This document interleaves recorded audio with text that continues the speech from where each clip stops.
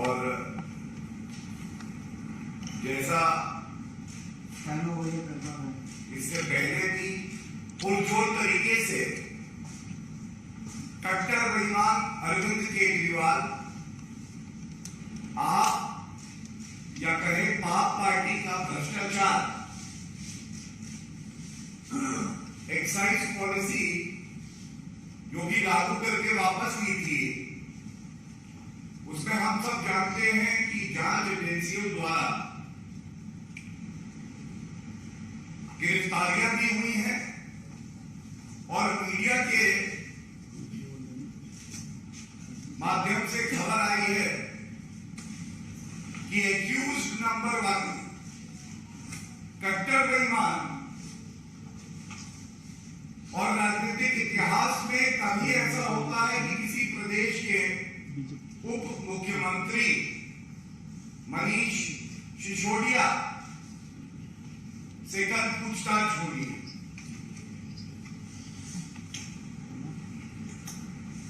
ये पूछताछ की खबर आई, किस तरह से कट्टर बेईमान लोग ओछी हल्की घटिया राजनीति करते हैं, यह आपके समक्ष रखने के लिए प्रेस वार्ता है। और बड़े दुख के साथ कहना पड़ता है कि अगर देश की जांच एजेंसी आपको पूछताछ के लिए बुलाती है तो इन कट्टर बेईमान राजनेताओं की मोडस ऑपरेंडी क्या है, ये आज साफ हो गया। सबसे पहले तो कुछ माह पहले ही खुद ही कहने लगो कि एक्यूज नंबर 1 की गिरफ्तारी होगी, इस नेता की भी गिरफ्तारी होगी। अगर जांच एजेंसियों से डर लगता है तो भ्रष्टाचार किया क्यों अरविंद केजरीवाल जी, मनीष सिसोदिया जी? और दूसरी बात, आप तो कहते थे कि सत्येंद्र जैन कट्टर ईमानदार है। कट्टर ईमानदार है तो 5 माह बीत गए, उसकी बेल क्यों नहीं हुई? अरविंद केजरीवाल अगर कह दे किसी नेता को कि वो कट्टर ईमानदार है तो समझ लेना जनता चीख चीख के कह रही है कि ये कट्टर बेईमान है और वो व्यक्ति जल्दी जेल चला जाता है। जब आपके पास ये नोटिस आया मनीष सिसोदिया जी, मैं ये सवाल पूछना चाहता हूं अरविंद केजरीवाल से और मनीष सिसोदिया से भी। आप सारे तथ्य, सारा प्रमाण सीबीआई को कर जाके देते। ये दबाव बनाने की राजनीति क्या है? पूछताछ से पहले ही माहौल बना दो, छाती पीटने लगो। और सच क्या है वो भी मैं आपके समक्ष भी रखूंगा। पहले तो एक्यूज नंबर 1 कट्टर बेईमान अरविंद केजरीवाल की सबसे महत्वपूर्ण कठपुतली मनीष सिसोदिया के बारे में बात कर लेते। मनीष सिसोदिया उप मुख्यमंत्री है, लेकिन अगर उनको अरविंद केजरीवाल का भ्रष्टाचारी कलेक्शन एजेंट कहा जाए तो गलत नहीं होगा। मैं पुनः कह दूं, उप मुख्यमंत्री का है क्योंकि जनता की सेवा नहीं करते हैं, लेकिन किंग पिन अरविंद केजरीवाल के भ्रष्टाचारी कलेक्शन एजेंट जरूर है। और उनके ट्वीट में आज उन्होंने लिखा, मेरे घर पर 14 घंटे सीबीआई रेड कराई, कुछ नहीं निकला। मेरा बैंक लॉकर तलाश है, उसमें कुछ नहीं निकला। मेरे गांव में इन्हें कुछ नहीं मिला। अब इन्होंने कल 11 बजे मुझे सीबीआई मुख्यालय बुलाया है, मैं जाऊंगा और पूरा सहयोग करूंगा। मनीष जी, मैं जाऊंगा? एहसान कर रहे हैं आप जांच एजेंसी। संगीत संगीन अपराध किया है आपने। प्रथम दृश्य एफआईआर में एक्यूज नंबर 1 है। मैं जाऊंगा, जैसे आपके पास कुछ और करने के लिए चॉइस थी, आप अनिवार्य है कि वहां जाएं और किसी पे एहसान नहीं कर रहे हैं। अंत में लिखते हैं सत्यमेव जयते। कट्टर बेईमान भ्रष्टाचारी यह सत्यमेव जयते लिखने लगे और जनता कह रही है सत्यमेव जयते नहीं, भ्रष्ट जेल जायते, भ्रष्ट जेल जायते। करोगे भ्रष्टाचार तो जेल ही जाओगे। ये जो नौटंकी है, छाती पीटना है, दबाव बनाना है, इसको बंद कर दो। अब अरविंद केजरीवाल जी भी आ गए। खुद की तुलना आजकल भगवान से करते हैं, ईश्वर से करते हैं। लेकिन आधुनिक युग का भ्रष्टाचारी कंस कोई है? कंस आप समझ गए ना? आधुनिक युग का भ्रष्टाचारी कंस कोई है तो वो अरविंद केजरीवाल ही है। इन्हीं के इशारे पे सारी कठपुतलियां इनकी तिजोरी भ्रष्टाचार के रुपए से भर रही है। और अरविंद केजरीवाल जी, आपको शर्म आनी चाहिए। आप अपने भ्रष्टाचारी मंत्रियों की तुलना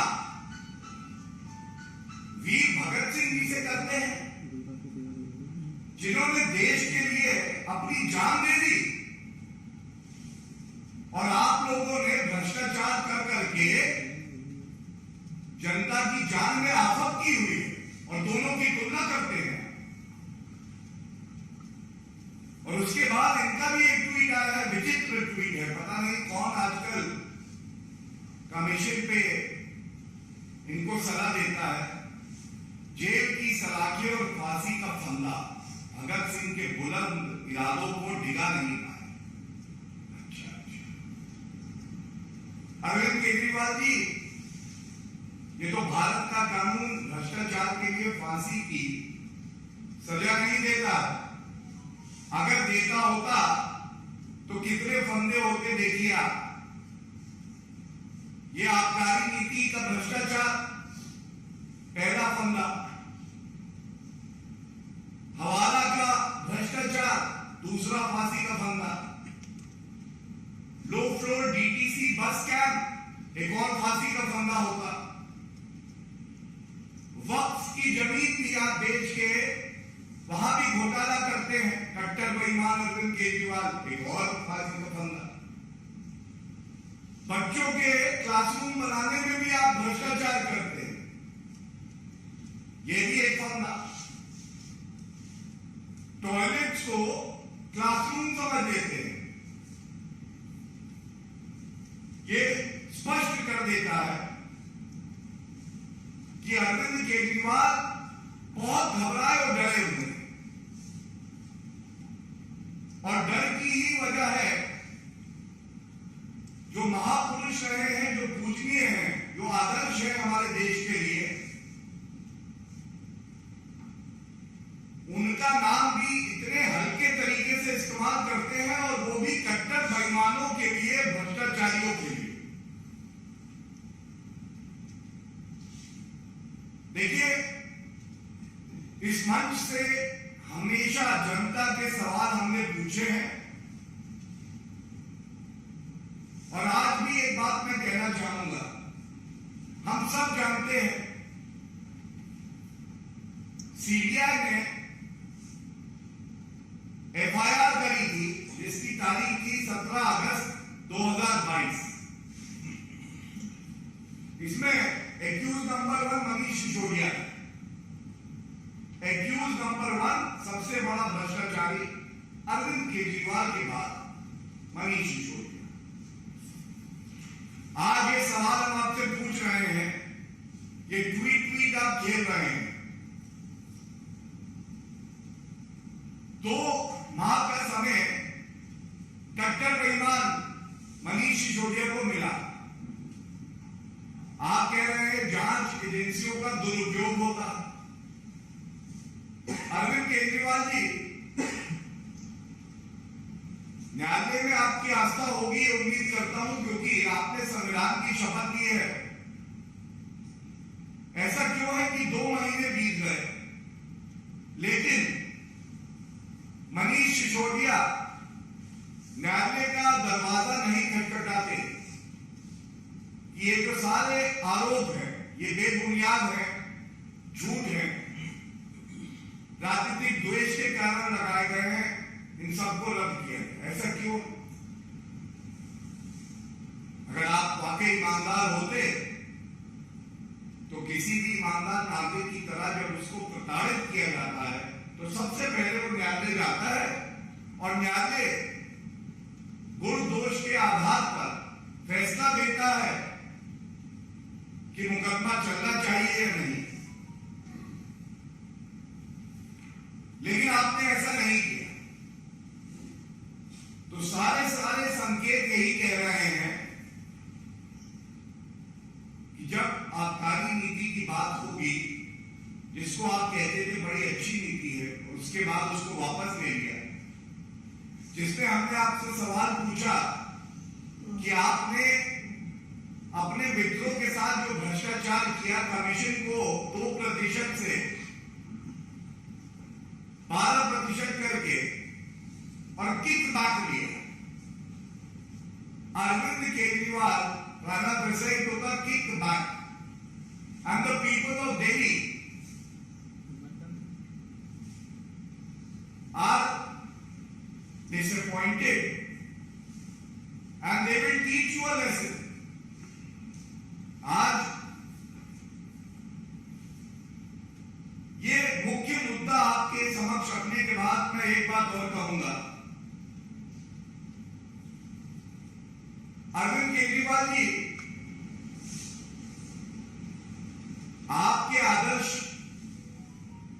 शहीद भगत सिंह जी नहीं, आपके आदर्श तो वो हैं जो चुने हुए प्रधानमंत्री जी को आपके इशारे पे गाली देते हैं, नीच कहते हैं। आप उनको बर्खास्त नहीं करते, एक ट्वीट करके उनके शब्दों की निंदा भी नहीं करते। एक मां की अस्मिता के साथ छेड़छाड़ किया जाता है, गाली दी जाती है, आप मौन रहते हैं। और हर नागरिक की भावनाओं को, खासकर हिंदुओं की भावनाओं को आहत किया जाता है जब ये कहा जाता है कि मंदिर जो है वो महिलाओं को शोषित करने का अड्डा है। और उसके बाद अगर ये कहा जाए, आधुनिक राजनीति में अगर कोई कंस है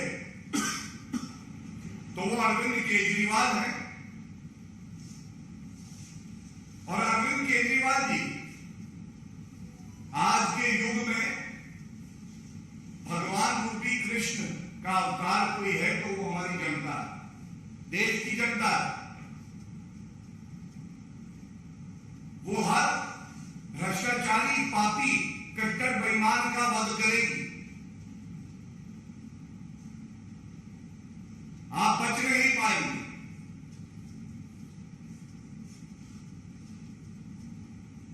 बस अंत इस बात से करूंगा, जांच एजेंसियों पर दबाव मत बनाइए, गलत बयानी मत करिए, खुद को सर्टिफिकेट देने की मशीन मत बनिए। इस देश में न्यायालय है, वो इंसाफ करते हैं, देश की जनता है वो आपका भ्रष्टाचारी रूप देख रही है। और अंत करूंगा इनके लिए कह के, जैसे जैसे सीबीआई का फंदा कसे, जैसे जैसे सीबीआई का फंदा कसे, अरविंद केजरीवाल भ्रष्टाचारी की राजनीतिक जमीन धसे। और इसीलिए आप तथ्यों पे ना बोलकर अनर्गल बातें बातें करते हैं, जांच एजेंसियों पे दबाव बनाते हैं और जितने आपके नेता हैं आप ही के इशारे पे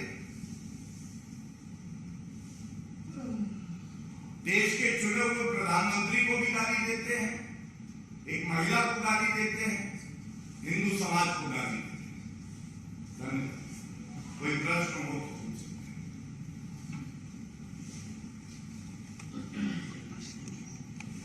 Any question?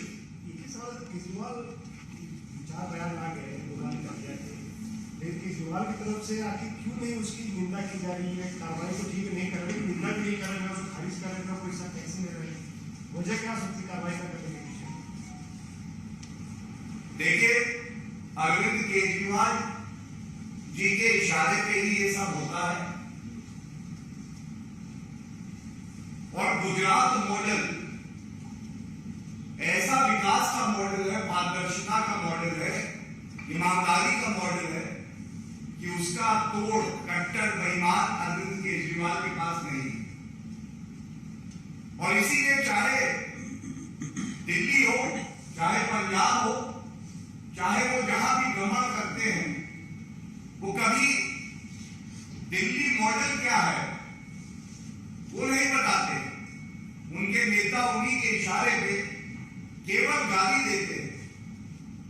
राजेंद्र गौतम को मत भूलिए, आज भी इस पापी आप पार्टी से वो निष्कासित नहीं किए। और मैं इतना ही कहूंगा, जैसा मैंने पहले भी कहा, आज के दिन जो हमारी जनता है, जो नागरिक, यही भगवान कृष्ण के अवतार हैं। जो व्यक्ति भ्रष्टाचार करेगा, पाप करेगा, उसका वध कोई करेगा तो वो जनता। Since case have been filed against Manish Sisodia, we have seen how Aam Aadmi Party have come out. They basically said that before in the keeping in mind the Gujarat election, they have not at a single time condemned what is being done in this particular excise policy. In fact, again today they have said that Gujarat elections are nearing. Manish Sisodia had to go over there and campaign, and that is why again Manish Sisodia has been summoned by the CBI and he might be arrested.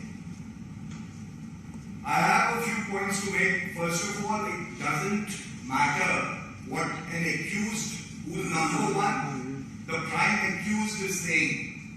Because ultimately, what matters is what the court of the country is saying. What matters is what is the thought process and the perception of the common man for the Aam Aadmi Party. And let me also tell Mr. Manish Sisodia, accused number one, and the most corrupt Indian politician Arvind Kejriwal, don't give yourself too much importance. That because there are elections in one state, thus the investigating agencies are acting. Because we all know you have been going to various states and your performance has been dismal. People have booted you out, they have rejected you. And in the end, the most pertinent question that needs to be asked by all the journalists of the country to Arvind Kejriwal and accused number one Manish Sisodia. If you feel this is a case of political vendetta, I have the copy of the FIR dated 17th of August 2022. Is it not relevant to ask Arvind Kejriwal? You had ample time in hand. Why did you not move the court and get the FIR quashed? दूध का दूध और पानी का पानी हो जाता। राजनीतिक द्वेष से अगर ये FIR हुई है तो जिसने कराई है उसके मुंह पे तमाचा होगा। लेकिन आज मुंह पे तमाचा उसके नहीं है, क्योंकि अगर ये FIR हुई है तो इसमें तथ्य है, प्रमाण है, कथन भ्रष्टाचार, और आपके मुंह पे भ्रष्टाचार की